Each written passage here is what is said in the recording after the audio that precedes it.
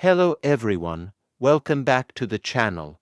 Today we are going to explain one of the biggest conflicts in the world right now, the war involving Iran, Israel, and the United States. Many people are asking one big question: what is Iran's strategy in this war? How is Iran responding to powerful countries like the US and Israel? In this video, we will simply explain Iran's strategy and what it means for the Middle East and the world. Background of the conflict. The conflict started when tensions between Iran, Israel, and the United States reached a dangerous level.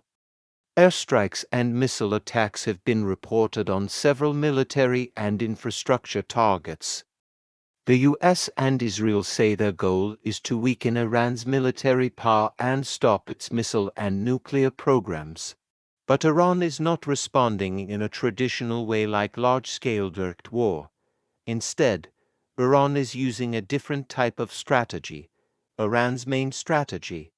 Experts say Iran's main strategy is survival and long-term resistance, instead of trying to win the war quickly.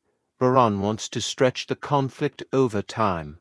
Iran knows that the United States and Israel have stronger air forces and advanced weapons, so Iran is avoiding direct large battles.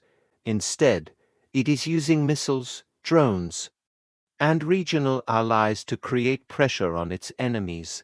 Missiles and drone attacks. One important part of Iran's strategy is ballistic missiles and drone attacks. Iran has built a large missile program over many years. These missiles allow Iran to strike targets even from long distances. During the conflict, Iran has launched missiles and drones to show that it still has the ability to respond, even if some weapons are destroyed. Iran tries to keep launching attacks to maintain deterrence and pressure. Regional expansion of the conflict. Another strategy Iran is using is expanding the battlefield. Instead of fighting only in one location, the conflict can spread across the region. This includes areas where US military bases exist. By widening the conflict zone, Iran increases the cost of war for its enemies. This also creates uncertainty in the Middle East and affects global oil markets and trade routes. Control of strategic locations. Iran also focuses on strategic locations like the Strait of Hormuz, one of the most important oil shipping routes in the world. Any tension in this area can affect global energy supply and oil prices. By showing influence over this region, Iran sends a message that the conflict could impact the global economy. Psychological and political pressure. Iran's strategy is not only military. It also includes political and psychological pressure. By continuing small attacks and keeping tensions high, Iran hopes to create pressure on the governments of the US and Israel. Long wars can be expensive and unpopular, and Iran may be trying to use time as a weapon. Challenges for Iran. However, Iran also faces serious challenges. US and Israeli airstrikes have damaged parts of Iran's military infrastructure and missile facilities.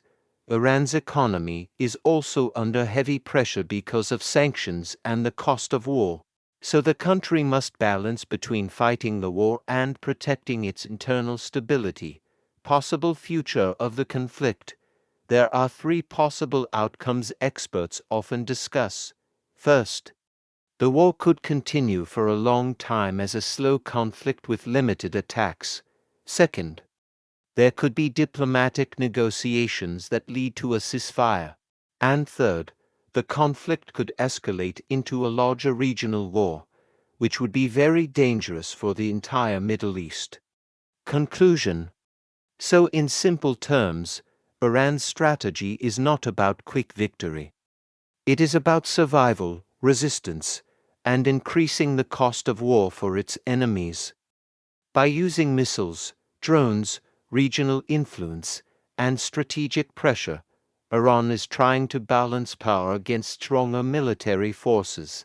The situation is still developing, and the future of this conflict remains uncertain. Utro. What do you think about Iran's strategy in this war? Do you think the conflict will end soon or continue for a long time? Let me know your thoughts in the comments. And if you enjoyed this video, don't forget to like, share, and subscribe for more global news and analysis. Thanks for watching.